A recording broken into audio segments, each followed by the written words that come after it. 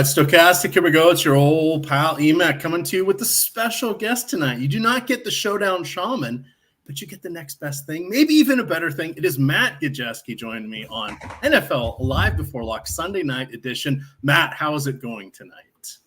It's going good, having a pretty decent main slate so far. Won't end up with any takedowns, but it's going to be a profitable day. So hopefully we can move that forward into the Showdown slate tonight. How's your day going? Not too shabby. Not too shabby. I had a nice little day on Prize Picks of all places. And if I get Tyrod Taylor scores 2 touchdowns of any kind tonight, I'm going to have a very nice day over there. I'll win another $100 or so. So that's pretty cool. Kieran Williams started out slow, but he's got there. I picked his over on. I think he had like 16.5 fantasy points. It's full PPR. He got a touchdown he's up to like 140 yards or something now. So comfortably got there. A little worried there earlier today, but should be a good one. We will be collecting people in here. We end up usually getting somewhere around 1,200 people. Knock on wood. I don't want to jinx that, but I see there's still a few games winding down here so people will start to collect in. We'll lightly start the analysis, but we'll have fun for a couple minutes here as people realize, oh my gosh, we have an hour or so before lock and we got to get our lineups in. Technically 62 minutes. We do like to start here early on the Stochastic YouTube channel. A couple reminders, if you guys have not yet subscribe to the podcast network, you really ought to, especially if you go in on the Stochastic main channel. We have 2 shows per week now that are podcast exclusive. These don't cost you anything. All you got to do is be subscribed to the podcast channel, but we don't put these out on YouTube. There's a Wednesday show with Ben and Lofty talking about single max and 3 max NFL. And then the Friday show is Lofty and Greg breaking down the afternoon slate. So as Lofty likes to say, just set a little reminder or an alarm in your phone. And when your main slate teams have got you down, go listen to that and you get a nice little breakdown. Plus, we have the slate set up for all our tools. So you guys will definitely want to check that out. And then tonight we are, of course, sponsored by Owner's Box, which is a good time. I see we haven't updated our little slide here, but if you sign up through our link below us, you will get 1 week of Stochastic. If you sign up through Owner's Box, again, the link is in the YouTube description below us here. We have, you'll get a $5 lightning round ticket from them. You'll get another $5 contest ticket from them. You'll get a deposit match up to $500. And then you're going to get 1 week of all access NFL Sims Max package. Pretty good deal. It's a $199 per month. We're going to give you a full week of that free if you sign up through Owner's Box. All right, Matt, let's hit the injuries because we have to be a little careful about it because no Dalton Kincaid tonight. He is out. He is in the concussion protocol. So we've seen teams get more realistic as they're handling bruised brains because that's what a concussion is. It's a bruised brain, right? If we called it that, and doesn't concussion protocol say, oh, they're in a protocol, it's all going to be better. No, they're recovering from a bruised brain, Matt. You also have Dawson Knox will be playing, but he's been dealing with a wrist issue. And then we haven't seen Saquon Barkley for several weeks. High ankle sprain. He should be back tonight, but no Daniel Jones, which means Tyrod Taylor. So for those of you living under a rock, you're like, EMac, how the hell are you going to get 2 Tyrod Taylor touchdowns tonight? He's starting. So this is going to be a little bit interesting. How do you feel about we'll just hit Barkley first and then we'll go through the analysis. But what are your thoughts with Barkley and a workload with no quarterback, a team that's imploding? He's only on a 1-year contract, right? So it's not like they're that worried about him. But I thought they might keep him out tonight and wait till Jones is back. I thought they might do the same. So it's encouraging that he's back, but we don't know at what capacity. Barkley's had a history of rushing back from injuries and then having some ineffective play as a result of that. We know the offensive line is a disaster. They're dealing with some injuries there too. It doesn't appear that it's getting better anytime soon. So you still worry about efficiency with Barkley, but I'm not really projecting him for much limitations. Like you said, 1-year contract, they don't really seem to care and seem to be willing to run him right into the ground. So I think we're going to see full Barkley. How effective he is a different question. And then the other one that is, I don't know that it's really not an injury. I mean, it is, but is Darren Waller. And he has been dealing with a groin issue for like even back into the preseason. So limited reps. Everybody forgets that even when he had his breakout years in Oakland and then Las Vegas with the Raiders, he had actually been in the league for 3 or 4 years with Baltimore and just didn't really get a lot of play there. And then all of a sudden found his spot here. So they paid him the big money contract to come over and sort of be their main pass catcher. So I think we'll see a full workload from him. I think that's more of a maintenance thing. But again, it almost felt like just take the loss and move on tonight. But we'll see. We'll see. Any other things on the injury front that you want to point out other than the Giants are missing both tackles and their center? Yeah, their offensive line's a disaster. Couple defenders out for Buffalo. I don't think that makes a huge difference, especially with the limitations from the New York offense. But everything else, I imagine, we'll dive into when we start dissecting the position. So I guess we can leave like the Kincaid stuff, right? Yeah, we'll get to that here. All righty. Cool. So as you guys know, we tend to go by team, by position here. We'll call out anything interesting. If there are any questions pop up that are pertinent, try to keep them around what we're talking about. We'll hit on those.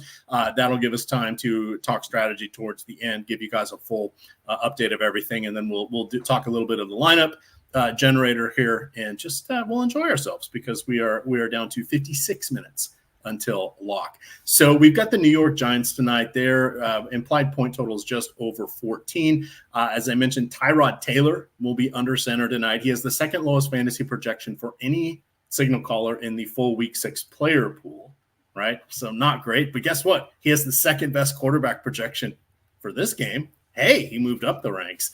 Lost a lot of his friends along the way.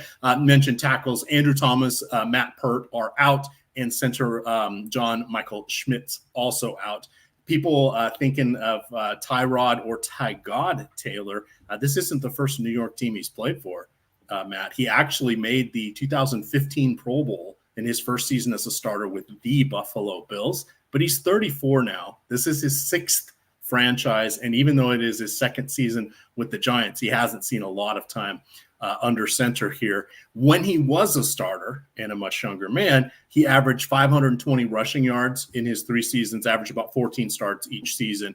And then he had a 63% completion rate and 51 passing touchdowns against 16 interceptions, about 200 aerial yards per game. If I remember correctly, it's about 40 or so rushing yards per game. How do you feel about Tygod Taylor? A step slower and a little grayer in the beard. Am I talking about Tyrod or am I talking about me? Not sure yet, but how are you feeling about Tyrod? Might be talking about me too, getting older here as well. It's tough with the Giants because the slate's not efficiently priced. We have cheap guys that will break down in a little bit here, but you have to play someone on the Giants. It's very easy to find your way up to Tyrod or Saquon or a Waller, whatever one you prefer. So I'm still finding myself with a decent amount of Tyrod Taylor, not because I love him as an individual player or anything, but the pricing just allows you to get right up to these guys. So I do think you should play at least one of the good Giants, the expensive Giants. They're the ones that have the consistent roles. Wide receiver still a logjam here. And Tyrod, I view him more as a floor play than a ceiling play. A lot of the reasons you mentioned, but he does run. And I think a mobile signal caller probably works better with this offensive line a little bit. And that floor should be solid for a slate like this. Little more interested in him at flex than captain for some of those same reasons. But overall, I like Tyrod, and it's more just slate dynamics than actually Tyrod himself. All right, that moves us over to running back here. Saquon Barkley missed the last 3 games with the high ankle sprain. He's going to give it a go tonight. Matt did mention sometimes he does come back a little earlier than probably prudent from his injury. But again, he got his 1-year deal. He got a few more incentives into this, but he's going to be a free agent at the end of this. I don't know that he'd really want to risk injury himself tonight. So I'd like to think we're going to see him with at least a 60-70% workload, not of the entire backfield, but of what his normal, pretty much every damn touch workload that we would see. So I'm thinking 12 to 15 touches is my guess for him tonight, partly because this could be just an ass kicking And if it was a more equal matchup, I might say 15-17. I have him for a 1 in 10 chance of going for over 18 touches. So I'm counting targets, not just opportunities, but actually catching the ball for those. Where are you kind of coming in with your expectations tonight with an actual touch workload? I'm with you. I would put the projection around 15 because he is involved in the pass game. But aside from the injury risk, aggravation, you mentioned the potential ass kicking, which is very, very much in the range of outcomes for this Giants team as we've seen. So I would rather play Tyrod straight up than Barkley just for safety reasons. But again, I'm not like fading Barkley entirely because of the slate dynamics and how easy it is to get up to an expensive Giant. But for all the reasons you mentioned, I would put his touch projection around that 15 mark, and I prefer Tyrod. All right. I'm just looking. I don't see. Sorry, and now I've closed out my window. Gary Brightwell. Is he active tonight? I didn't see him on the inactive list, so I'm going to assume he is active. I believe he was dealing with a sore ankle. He didn't actually – I couldn't tell for sure if he was active or inactive last week. He did not get a touch. He's active this week, yeah. Okay, so he's still active. Now, we've got Matt Breida. With Barkley active, I'm guessing that Breida's going to get the rest of anything that's a valuable touch. But even when Barkley was out these last couple of weeks, we didn't see Breida with really more than a dozen opportunities here. Last week, it was Eric Gray who ended up with 12 carries, 1 target. I want to say Breida had 8 or 9 carries and 1 target himself. Gray is, of course, sort of dynamic player. I mean, they do have him returning punts and returning kickoffs. He's kind of the guy I think that gets mop-up duty. I think he might be the change of pace guy. I think Breida is probably good for about 6, maybe 8 opportunities. Gray 6 to 8, but the upside of mop-up duty. What do you want to do with these rest of these guys? And I don't really want to play Brightwell. It just feels like now he could be the odd man out. I don't really want to play a lot of any of these guys. I think Gray is active largely for special teams, and then special circumstances put him on the field. The Barkley injury. I still think Breida is going to operate as their change of pace, but he's 5,800. He's priced as if he's actually going to receive a decent workload for this team. So he ends up being one of the worst price-adjusted plays on the slate, and there's just significantly better projections around him. So I'm not going to play Breida. I don't anticipate playing the kick returner, and I don't think I'm going to play Gary Brightwell either. So it's kind of like a Saquon or bust situation. If you go to one of these guys behind Saquon, I think you're betting on injury aggravation. Okay. And that is a more succinct way of what I was trying to say there. You said it well. EMac. Well, because I'm going to hand this receiver. This is now going to be your turn to talk here. The receivers, kind of a mess. We have Darius Slayton, who has the most targets and the most snaps, actually coming off season low. He played on about 2/3 of the snaps last week. You have Wan'Dale Robinson, who the further he gets away from his injury when he tore his knee last year, he's as he tends to recover more, he's getting more time on the field. Targets have kind of probably are going to cap out around 6 to 8, but he does at least have the team intending to get him the ball, which is pretty good. Darren Waller, well, he's really the wide receiver 1, so that one's sort of self-explanatory. He had 11 targets last week, leads the team with 34. Slayton has 24. Paris Campbell has 23, plays in the slot, but he could lose some time here to Wan'Dale. Robinson has 17, even though he's only played in 3 games. And then Jalen Hyatt, their rookie, did play last week, was not targeted.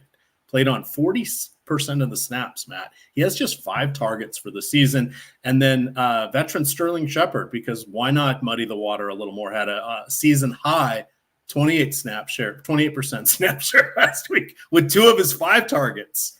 I don't know what to do here. I guess I'm including Waller. It's Waller, probably Robinson, and then Slayton. What do you want to do here? And you can spend a couple minutes meandering through this, because there are some sort of if-then decision points here.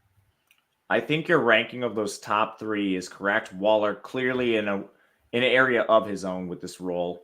Playing tight end, he doesn't really come off the field. So he immediately should be the number one consideration for Giants pass catcher. Safety and floor, or excuse me, floor and ceiling are both there for Waller. The second most expensive guy is Hodgins. He's a perimeter receiver, and he's steadily been losing snaps to Jalen Hyatt. So while Jalen Hyatt's route share, snap share wasn't that high last week, it's been ascending, and he was actually third on the team among receivers and routes. So he's a player I'll be looking to play over Hodgins just straight up based on the pricing of this slate. And then with Paris Campbell, it's kind of the same thing. You have him losing snaps in the slot to Wan'Dale Robinson as he gets healthier, returning from that injury. So to rank them, it's Waller 1. For me, it's Slayton 2, Wan'Dale Robinson 3, and then I'm going to go back to Hyatt at 4 because of what appears to be an ascending role in this offense, as well as a price tag of $1,000, $1,200, excuse me, $1,200 to be exact. All right. Does it matter to you that Isaiah Hodgins was released by Buffalo last year before being claimed? I believe he was either claimed off the scrap heap or there was a swap of 8th or 9th round picks. There is no 9th round anymore in the NFL draft.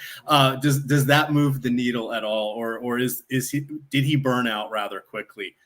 He was more of a desperation play last year with everybody hurt.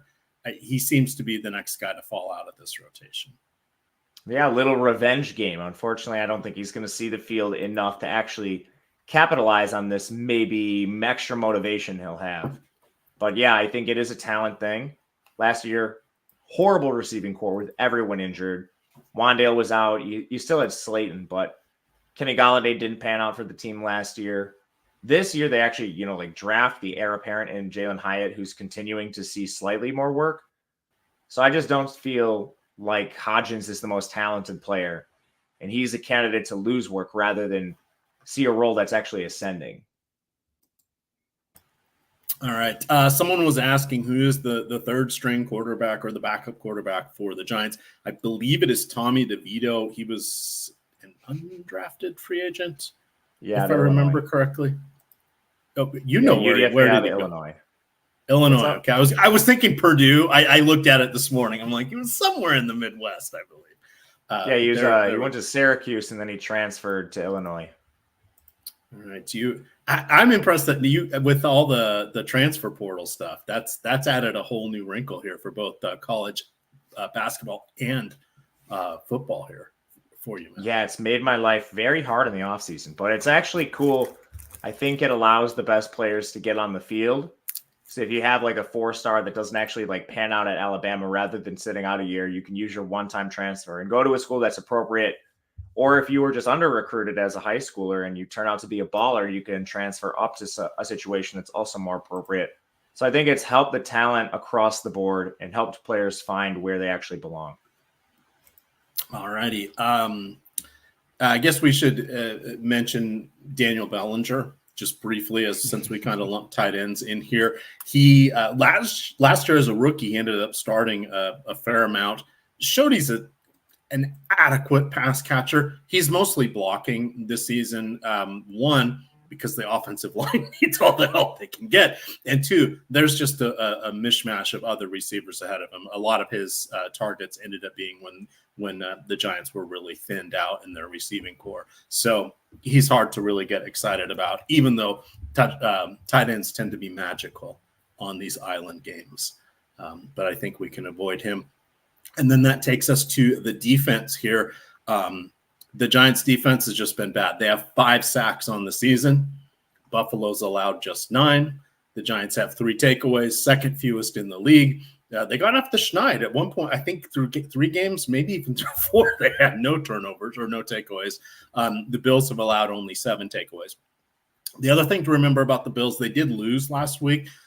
They lost to Jacksonville in London. So Jacksonville ended up winning both of their games in London. They stayed there for a 2-week stretch and ended up beating Atlanta and then Buffalo. Buffalo's not going to be caught napping today, but how much do they need to show to win tonight? Matt, talk to us about Josh Allen.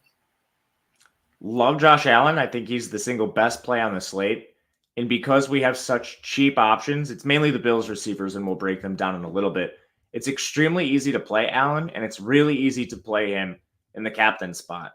I actually think removing Kincaid kind of narrows targets a bit for this offense too. So the receiving pecking order becomes a little more clear. The question with Buffalo is, how many of them do you play? Where do you play them?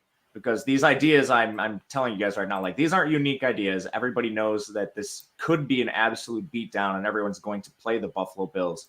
So how you do so, I think, is really interesting tonight. For larger fields, that's where I'd start looking at more, Allen flex and maybe some contrarian pass catchers in the captain spot.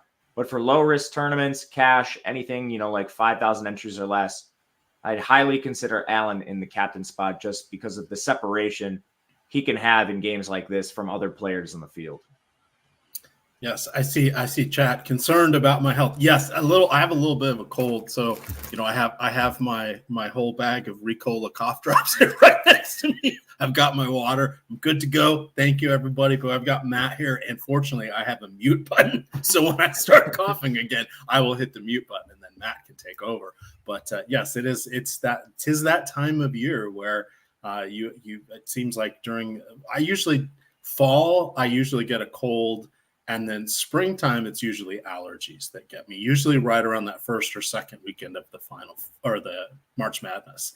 That's how I measure that.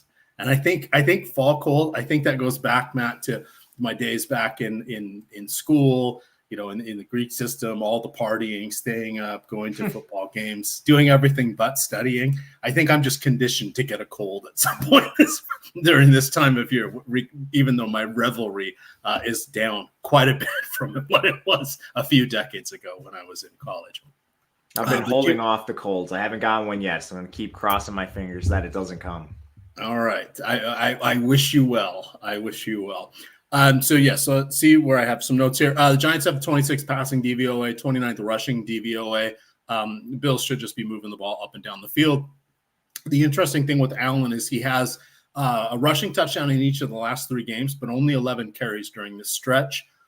Though he loves to run, I think even he will find it prudent tonight to not get himself hurt. But if there is an open field or a chance in the red zone, he's still going to take it. But I don't think he's going to need to force the issue tonight. So that's going to be key. He also has back-to-back games with 320 passing yards and a pair of 3 touchdown games in each of the last 2 games. So he's looking like the clear top option. Moving to running back here, we have James Cook, who's been seeing the majority of the snaps and touches, but that really hasn't been a lot in the overall volume scheme of things. 4 of the 5 games, he has at least 3 targets, but he only has 18 on the season. That's 5th overall in the team. He's just behind both tight ends. Matt has mentioned Kincaid is out. Kincaid plays more of a split out. He's like Darren Waller. He doesn't really play inline tight end. He and Knox don't overlap a lot with their respective duties, but I don't know that anything goes extra to Cook, even with Kincaid out. And then you've got Damian Harris and Latavius Murray. Each are going to get a handful of carries per game. Murray's also a capable receiver. Murray does have 2 touchdowns this season. Cook has 1, and Harris has 1, all on the ground. Reggie Gilliam, their fullback, he has 1 target this season. That was in week 2. In his 4-year career, he has offensive opportunities in just 14 games, and he plays a lot. So just 14 games. He has 3 career carries, all of which came in 2021. And then last year he did have a high of 11 targets, 9 catches, 76 yards on the score. So you're really reaching on him. I don't think we'll see a Kyle Juszczyk kind of ceiling game coming from him. How do you want to parse out the workload here with Cook, Harris, and Latavius Murray? 34-year-old Latavius Murray, I should add, or he's going to be 34 in January. Yeah, I'm surprised he's still kicking and beating out Damian Harris for the backup role. I think you broke it down well. The only thing I really have to add is you've seen Buffalo in a couple of beatdowns where the backups have gotten additional work. That projects to be the case here, but if you think the Giants keep this close for whatever reason, I think Cook has a higher ceiling touch-wise than some of these players and a higher ceiling than he's shown in a lot of games this year. You're still worried about the red zone role. He does not have that. I believe he has one red zone carry in the year, one goal line carry, I should say, not red zone. They treat these packages differently. But in that game where they pulled Latavius Murray on the goal line, he had a big run right before then, and he was just absolutely gassed. I imagine if he hadn't been gassed, he probably would have got that red zone carry or that goal line carry as well. So Cook is the guy I still would like to play. For tournaments, if you end up going down to a backup Buffalo running back, you basically are betting on a random touchdown because the workload I don't think is solid enough for either of them on their own. But that could very well happen in a game like this. So they're large field tournament plays. Cook, I think, is a much better play, and I'll play him across contests. All right. Everybody, if you can hit that like button, I am going to put 10 more DK head-to-heads, $1 head-to-heads, because, we're playing for pride here. But this is team-free money, putting those there into the DK lobby for Sunday Night Football, the $1 range, username EMac. Have some fun. I got swept in my main lineup on Thursday night, Matt. 0 for 36. 0 for 36. That'll happen sometimes. On so that would have been Monday Night Football. I was 36 of 38. So I only lost 2. It's the Ricky Bobby all or nothing approach here with the old head-to-heads. But I am not playing Saquon Barkley in my head-to-head lineup. So for those of you wanting to take me on, there you go. No Saquon Barkley.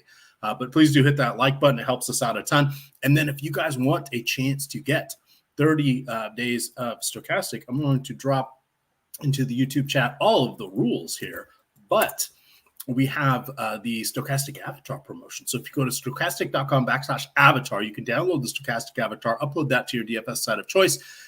If you finish top 3 in a contest with over 5,000 contestants, top 3, first, second, or third, not a 100-way tie during Showdown, but first, second, or third. You got a solo first, a solo second, or a solo third, you're going to get it. But you can tweet that screenshot with the Stochastic Avatar visible. Tweet that to Stochastic HOF, and then you will be featured by Dave Loughran in the Stochastic Hall of Fame. And you will also get a free month of Stochastic Plus Platinum. Check for all the little rules and nuances. You can look at that link that I dropped into the chat. That is different than the stochastic.com/avatar. This gives you all the rules on that, but definitely check that out. All right, Matt. Wide receivers here. Stephon Diggs, 5th in the league with 50 targets, 8th in the league with 104 receiving yards per game, and he is tied, at least heading into week 5, with 5 touchdowns. It was a 3-way tie there. Gabe Davis has about half the opportunities of Diggs, and then it falls off dramatically from there. You have Deontay Hardy with 14 targets, and while he just gets a couple per game, he still has more than Trent Sherfield, 7, and Khalil Shakir, 4 combined. Hardy probably the biggest beneficiary here with Kincaid out. So let's lump Kincaid and the tight ends into this. Dawson Knox, as we mentioned, dealing with the sore wrist, should be good to go. Not really impacted with Kincaid out. We're still really playing him for a touchdown. But shout out to my grandson. I hope Knox gets a touchdown tonight for you, Sonny. What do you have with the pass catchers here for the Bills? Very clear pecking order. Love Diggs with all the opportunity you mentioned. He should get his in just about any matchup. So captain, flex, not really a question of whether I play Diggs or not. It's where do I want to play him. Love him as a captain option in larger field stuff and think he's a very solid flex play in your low-risk contest, your cash contest. Gabe Davis, another guy that's not hard to double stack with Allen. He's not quite the same priority to me, but we know how Gabe Davis operates. He's a big downfield threat. Not going to have as many targets, but the big playability is there, and the touchdown equity is high for all these Bills pass catchers. The real question to me is, what do they do with this third pass catcher? Because to your point, they've been using Kincaid as a third wide receiver. He rarely lines up in line. Dawson Knox being active, I think he just fully handles that tight end role. But then do they decide to keep using these 12 personnel packages, put Quentin Morris on the field? Or do they go to this receiver rotation they've been using between Shakir and Deontay Hardy for that third receiver? I kind of think the snaps for all three rise a little bit, but then they use 12 personnel for certain packages. Deontay Hardy's like, I'm pretty sure the only route he runs is like this little flat screen or slants. He literally doesn't do anything else, and those have to be like 90% of his catches.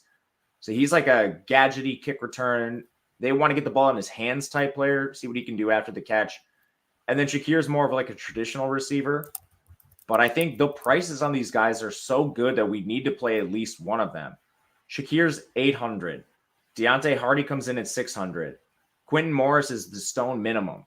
It's not that these guys are elite plays by themselves. I do think they see more work, but it's also you can jam so many studs if you play these guys. And I mean, you can kind of even consider Knox in that category. He's not below $1,000 or anything, but he's severely underpriced at 3,800. I don't hate lineups that go the studs up top. So some Buffalo Bill captain, Allen Diggs, whoever you like, play two other studs. Then you can get one good mid-price guy, Knox, and a punt play, and your lineup looks pretty damn good. I like all the Bills cheap guys. I'll be mixing and matching the three below 1,000 and playing a lot of Knox too. Alrighty, that looks pretty good. I'm just checking the news over there. All right, so let's get. Oh, I see my grandson is in chat. Nick Alepre. You guys can follow him over there at Notorious FNTSY. He puts out some NFL content, pops up from time to time here on the Stochastic channel. He was with us last year, but he has branched out. You can catch his work. I saw you on what was it? Francis and Friends. So we have not just the Stochastic YouTube channel, we also have the Odd Shopper YouTube channel and podcast feed, getting all of the fun NFL and college football content over there. Matt, and Ben are covering the college football, the mean betting streets of college football on the Odd Shopper YouTube channel, as well as the podcast feed. You get Francis and Friends breaking things down. You get Eric Lindquist with Lindy's Leans, Likes, and Locks every day for either basketball. He does this weekly football, and he also does baseball. You get Aton on the weekends covering that as well. So check that out. Again, you got to check out the Stochastic Podcast Network. All right. Anything else with the Buffalo pass catchers? I don't think so. I think we hit most of it. I guess if you're throwing a really crazy dart, something like that, you can. Quentin Morris probably just is that kind of player. I don't think you want to get below like Deontay Hardy, Shakir, but the last guy, Trent Sherfield, plays a little bit. He's more like your Quentin Morris tier, but that's about it for the Bills pass catchers. All righty. And then we have to mention the Bills defense. Thankfully, they were priced up pretty hefty, but they should be because the Giants have allowed 30 sacks this season. That was the league high by one over Washington heading into today's game. Buffalo has a league-leading 21 sacks. So we have the worst team at protecting the quarterback going against the best team at getting to the quarterback. The Bills also lead the league with 13 takeaways. Giants, for all of their foilables and follies, they still only have 8 turnovers, so less than 2 per game. I guess there's our silver lining there, Matt. Anything you want to mention here with the defenses? We've seen the defenses get there, I think, kind of an inordinate amount to what they usually do. Like, we've had some crazy ceiling performances on showdowns, and I mean, we see defenses every single week. At 6,600, I'm just not going to prioritize the Bills. When they come up on DraftKings for me, they come up, but they're not going to be a stand or anything like that. Honestly, the more interesting defense, I think, is the Giants, just as a price play, but I don't particularly like them either. Anytime you are facing a quarterback like Josh Allen, it's not exactly an enticing matchup. To be honest with you, I'd rather play kickers than defenses. Okay. Which means we need to talk about kickers because no stone unturned here. So Tyler Bass has made all 10 of his field goal attempts this year, including 2 from beyond 50, and he's perfect on 18-point after attempts. I still think he's going to need to get a couple field goals tonight. His team could be living in the end zone, Matt. That may be hard for him to get a couple field goal attempts. On the other side, you've got Graham Gano, who has basically spent his entire career kicking for outdoor teams. So kicking in the Jake, no big deal for him tonight.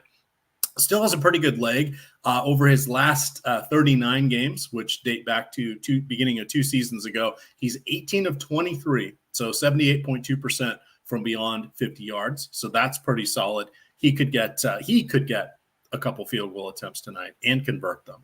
So that is kind of an interesting way to consider things with that. Nothing surprising there for you on the kicker front, right? They're both okay. Yeah, I think they're both pretty decent kickers. Nothing too surprising here. Definitely not Xing them out or anything like that. All righty. We've got, I see I got a shout out there. Now I can't tell you. This is something about, Ben says, this man promos more than an OnlyFans bot. Oh, you ain't seen nothing yet, because we're going to talk about the lineup generator here in just a minute. Any global, now I'm just playing one lineup tonight. I did go look and see what rules I would set. Tonight I would actually relax the rule where I say you can only play 2 of the combined kickers and defenses. Tonight I really don't care if I were to end up with Buffalo and then the 2 kickers and then a couple studs. So I decided not to make that rule tonight. I built it with no more than 3, but I don't think you'll ever really get 4 if you put a points floor in there or something. The other rules I had were I don't want Harris and Murray on the same team. And then of the receivers that aren't Wandale, Slayton, and Waller, I said only play one of them for the Giants. I don't see anything exciting happening. I did not make any rules that said Tyrod Taylor had to have I guess I boosted everybody by 15%, so I didn't cap it, but I'm not making him get a receiver because I'm still, if he's a captain, I'd still be okay with him being the captain in a Buffalo, essentially an onslaught. And then if he runs one in and throws one to somebody, whoever catches it may not really make the optimal if another receiver has more receptions or yards. So those were the only rules that I set up tonight. Did you have anything that you wanted to constrain on a day like today? It's hard to really put in a lot of constraints on something so lopsided. Yeah, absolutely. I did not force a pass catcher with Tyrod Taylor either. That's I think the biggest note for this slate, with a mobile signal caller and a slate where I don't want a lot of Giants to begin with. So that's kind of the reasoning. It sounds similar to you. All righty. Let's see. All right, let's get up the old lineup generator here. So I will get that going. So the lineup generator is a very, very, very cool tool that we have here at Stochastic. It is a standalone tool. It is different than the simulator, the lineup simulator, but it is built on a lot of the same tools and aspects that we use for the Sims. So let me share my screen here so you guys can see this. It's a couple steps, but there we go. So we have this. It's available for the main slate for both DraftKings and FanDuel, as well as the primetime slates. So I have it up on the main slate here. Let me see if I can back out of that and get this to the Showdown slate. So NFL lineup generator. Oh, well, I guess I better log in. It doesn't like me here. So we'll get that set up in just a sec here. But the key thing you want to remember is that it is just $14.95 per week. And as I mentioned, it's built on these the tools here, that the boom bust tool. It's looking for synergy. It's looking for leverage. It's looking for you can set it up to play different outcomes for the games. It's actually a pretty powerful tool that allows you to do a variety of things quickly. And that's the key thing here, is this is built to save you time, which is key. So there we go. All right, I'm up and running once again. This is what happens when you have your old pal producing and hosting at the same time. So we should be able to see that. All right, I just clicked the wrong button. So what we have here is I just went into single game for DK. So we have the lineup generator. We're going to go to all lineups. And then what you can see here is we have the different game outcomes. So currently we're saying, hey, the projection per Vegas is a 28-19 game here for Buffalo. And you can pick different scenarios. You could say, hey, what if both teams score more than expected? What if Buffalo scores even more and the Giants score even less? And it's a complete rout. What do those lineups look like? What does it look like if both teams score less? So we can click on that. And you can also just click on standard. But this will give you different looks at what's going on within this. You can build up to 20 lineups. So once you have built a lineup, if you like it, hit save. If you come across your next one and you want to make a little tweak to it, perhaps we don't want Darius Slayton in here and we would like to adjust it and say, you know what, I'm going to go crazy. I'm going to put in Wan'Dale Robinson, and then let's take out Gabe Davis here, and we can put in, Tyrod Taylor. Let's put him in. And then you can see here that you can build that out. It doesn't like that. I'm guessing I may have gone over what it was. So we can pick somebody that is worth, or that is a little less, but let's put in Matt Breida for fun. But you can see, you can save that. Now you can save that one. You can build out 20 lineups. As you build them out, you can go look and keep tabs and see what does your portfolio look like. You can see we're getting the Bills defense. I don't think it's an inordinate amount. 65% of the time, that's actually higher than what we're projecting for their ownership. But what that is telling you is that per the Sims and the leverage and all of the other things that are taken into account here by the lineup generator, again, built off all the other stochastic tools, it's saying they should be overrepresented in this, the way we picked the game script of being a more low-scoring game. That should not be a surprise, right? We said both teams are going to score 6 points less than what we expect, and that's what we go. Now, some people say, I want to dial in the nuance of a few more points, or what if 3 more points or 7 more points? And we talked to our devs there last year, Matt, when we were up there in Chicago last summer, and they said, we thought about that, guys. We went and looked and bracketed all of this, and they said, did you know that by grouping it by up or down by 6, you actually get the same results as if we were to give you a little nuanced dial? So they said, let's just do it this way. And we said, okay, because Matt, we're not developers. We don't know all the magic that goes in behind the scenes, but we have seen the data and the output. But that is how the stochastic lineup generator works. You can then export those lineups to your DFS side of choice, and then you can build another 20, right? So you can the only limit is you can only put 20 in that holding pen. So you can export more as you like. But let's get on out of that and see if we have any questions coming up. We have 20 minutes before lock. So look at that, plenty of time to take questions, because I think I've hit every promo there is except for Bet365. So if you guys are in one of the lucky states that has Bet365 operating in it, one of the enlightened states, which Kentucky, you just came online, but New Jersey, Colorado, Ohio, Virginia, Iowa, and Kentucky, if you go to Bet365 through the link below us in the YouTube description here, sign up. You bet $5, you will get $150 back in Bet365 bet credits. You have 1 week to use them. Doesn't matter if your bet wins or lose. You're going to get $150 if you come in through our link. Again, the legal age for gambling in most states is 21. Kentucky, it's actually 18 or older. If you or anyone you know has a gambling issue, please call or text 1-800-GAMBLER. We're done with the reads, Matt. Look at that. You're a pro. We got commercial free, 20 minutes of commercial free DFS analysis starting now. We are not going to the Octobox, Matt. That would be sick. We get Eric, Greg, Laffy, Octobox, but it's just me and you.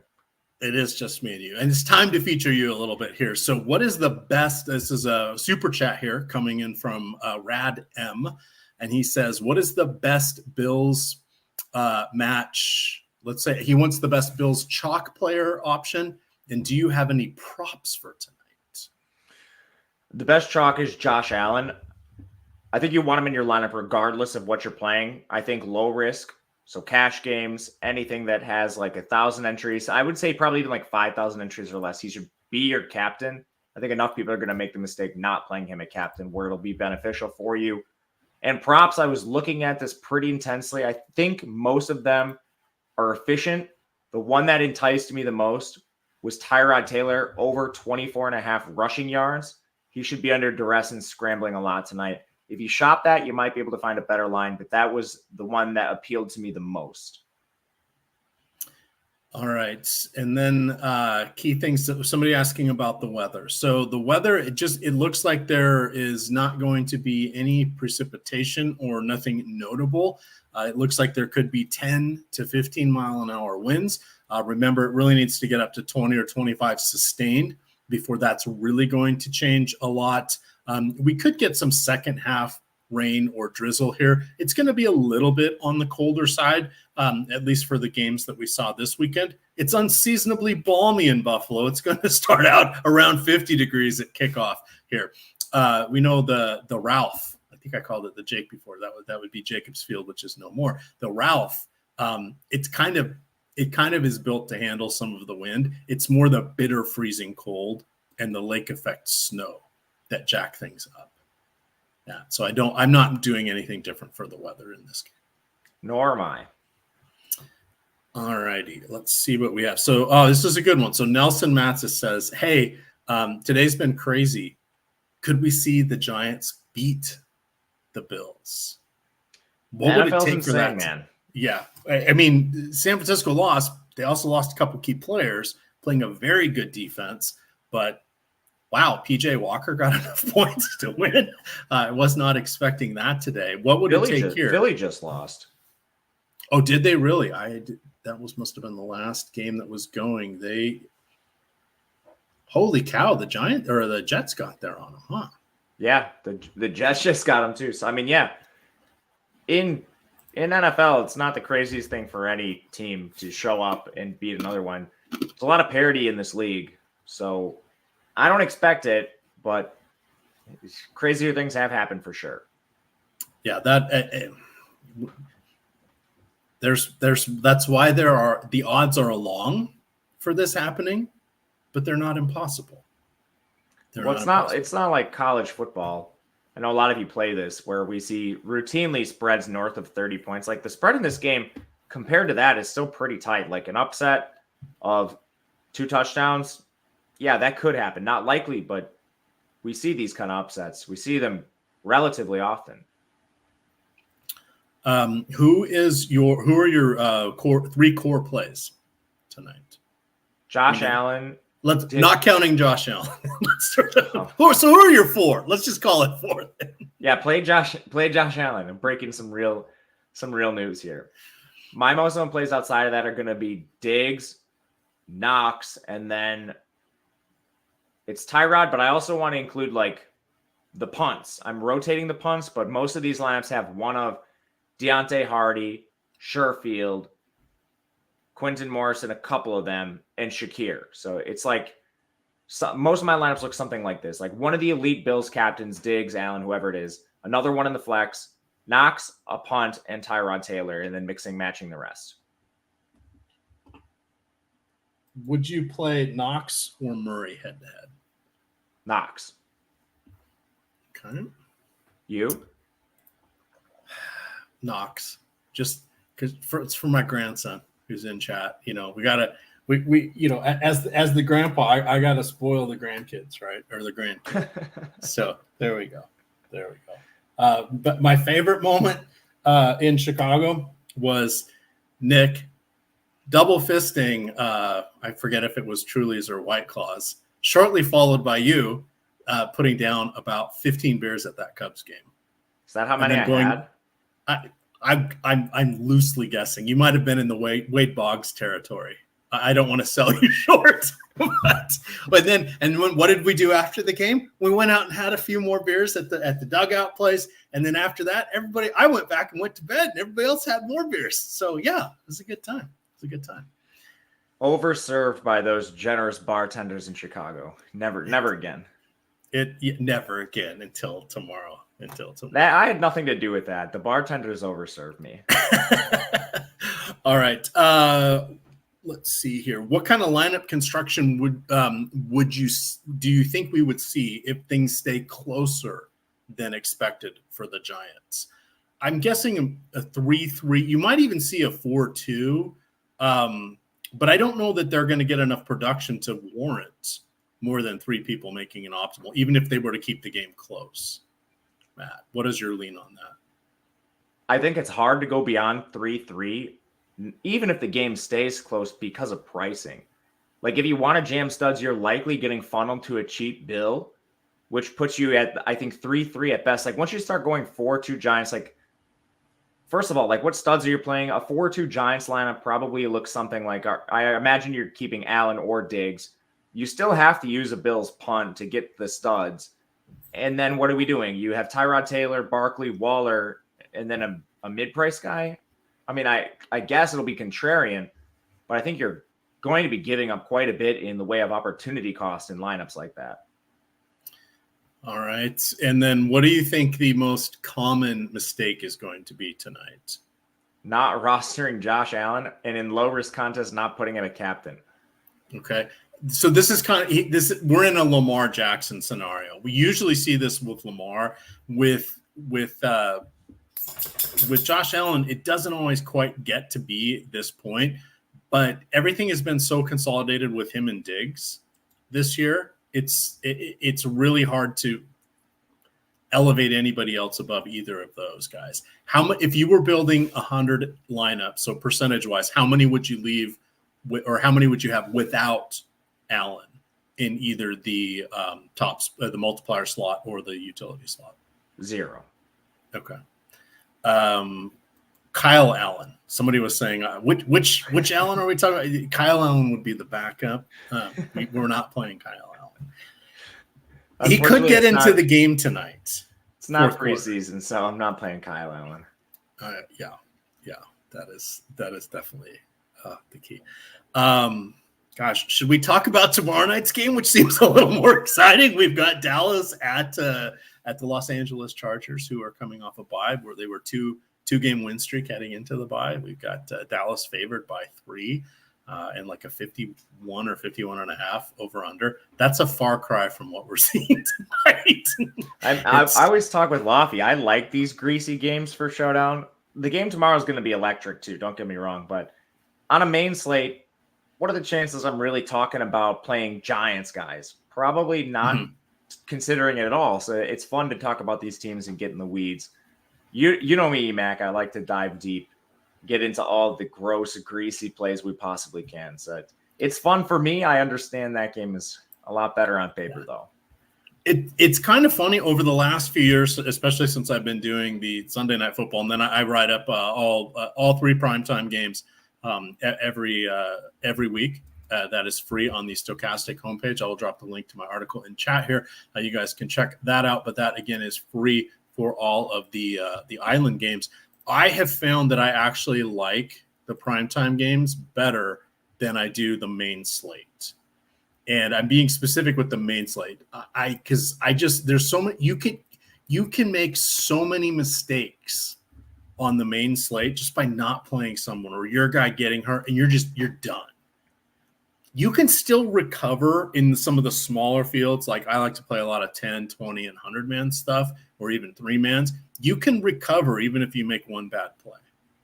You're still live. And then there are still people who make tons of mistakes in constructing their lineup. The one thing I like about cash games, every now and then there's like an obvious thing, but I would say I usually put out somewhere between 20 and 40 cash games for each of these slates. It's rare that I have more than 3 or 4 duplicated lineups with me.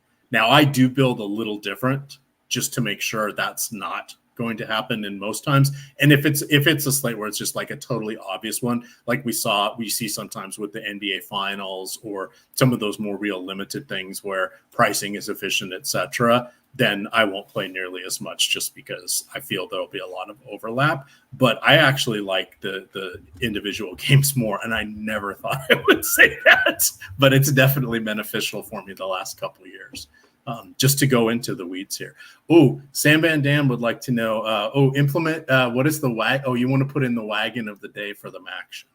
When are we getting that, like 25 consecutive days of football? Dude, it's on right now. We had our first Tuesday of football last week, and we've got Conference USA and Sunbelt playing weekday games the rest of the way. But Sam had this phenomenal idea yesterday during Live Before Lock. You know how some people do, like, my flag plant is, or on Live Before Lock, Eric and I will do, like, 100 yards and a touchdown. Sam had the idea that we call it wagon of the day. Okay. Which I used today. I called Josh Downs my wagon of the day. He didn't have a great game, but he did score a touchdown. But anyway, that was a phenomenal idea from Sam, and we're definitely going to be doing that moving forward. And I shave on Fridays for Morning Wood Blues, talking about me shaving.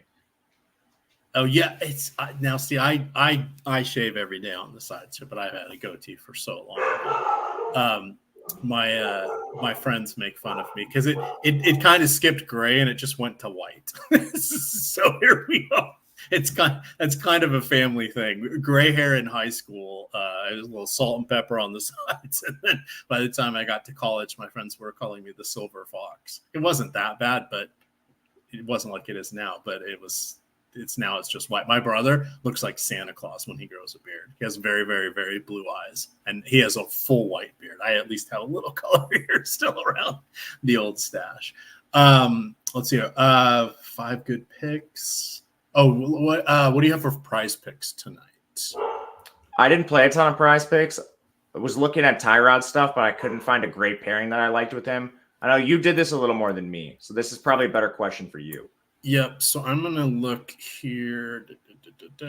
Prize picks. So I have a couple that are still waiting, or that I have the two anytime touchdowns for Tyrod Taylor. So I actually like that one.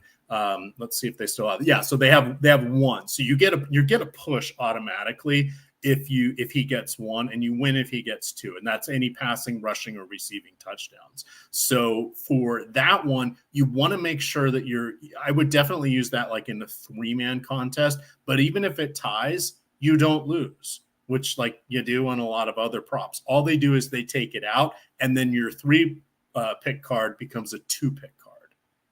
Okay, I can live with that. I'm pretty sure I'd like to think he gets one.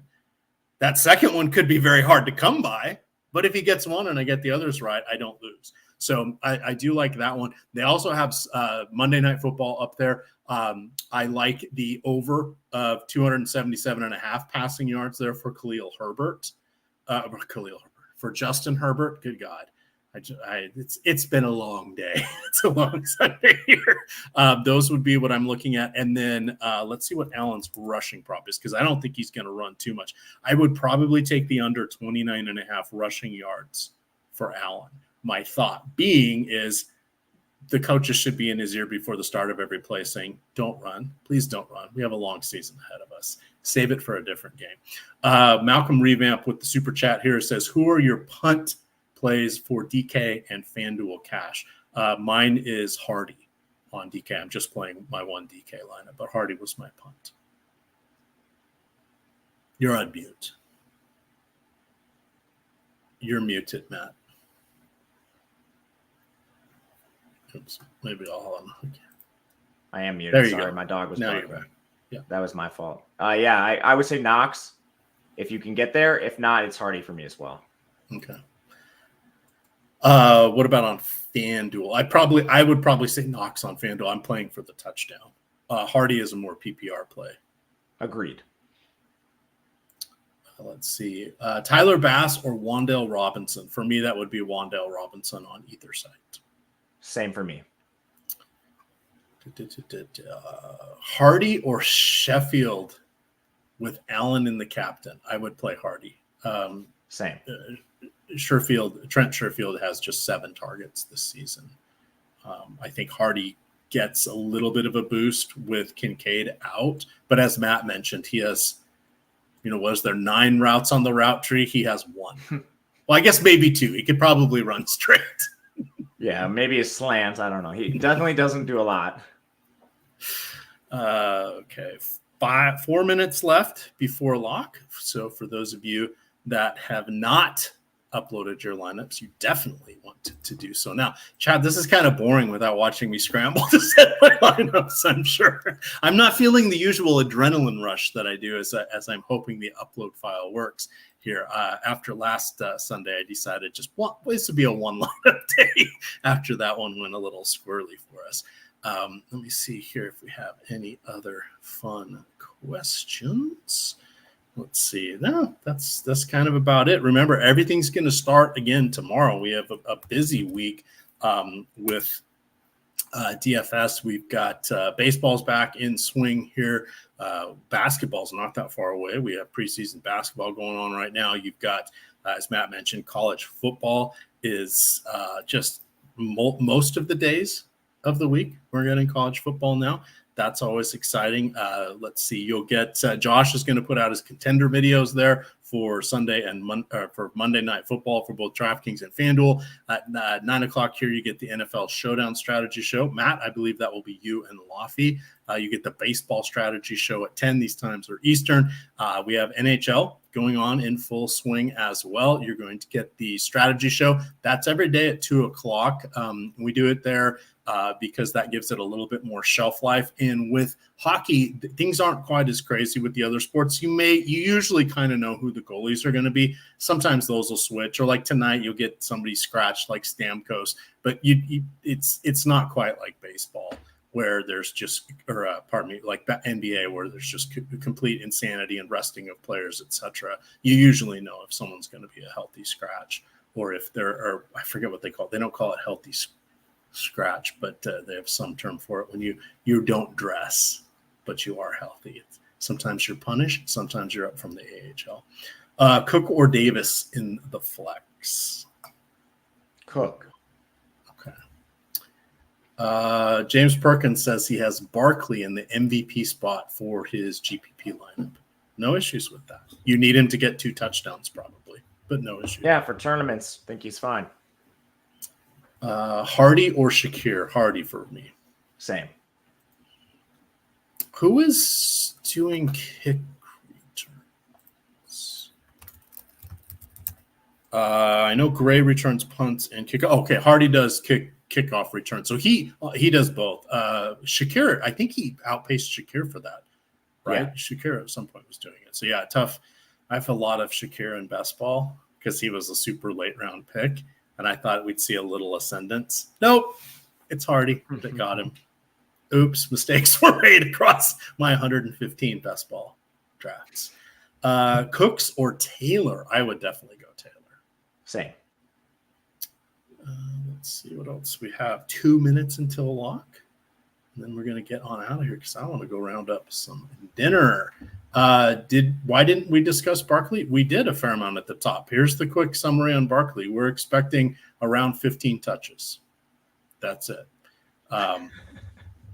It's mostly a game script thing. Could he see more? Sure, absolutely. Could he see less? Potentially. I don't really see less than 10 unless he gets hurt.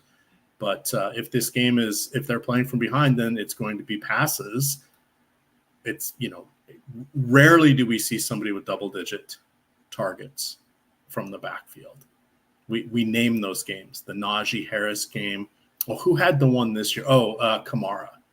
I think Kamara has 8 career games of 10 or more targets. I looked that up on StatMuse the other day, and I think that was the answer. So it doesn't happen that frequently for someone like that, even for someone like that. All right, we're effectively at a lock. Who are you terrified by not having enough representation of in your lineups? Saquon. That would be me. I did not play Saquon in my one lineup. So here's to us getting buried by Saquon. We shall see. I will take it because that will help me out in 2 season-long money leagues managed, and I have a fair amount in best ball. He was someone I did go after. Boy, I was terrified when he didn't sign. I thought he was basically for sure going to sign, and then there was that about a 4 or 5 day period where you're like, he may hold out. I thought he was going to sign. Oh boy! And then he got a few incentives and signed. But yikes. That was crazy. But we're going to get on out of here. You guys can follow Matt on Twitter at Matt_Gajeski. I am at EMac DFS. And of course, it is stochastic_COM. With that, gamers, good luck.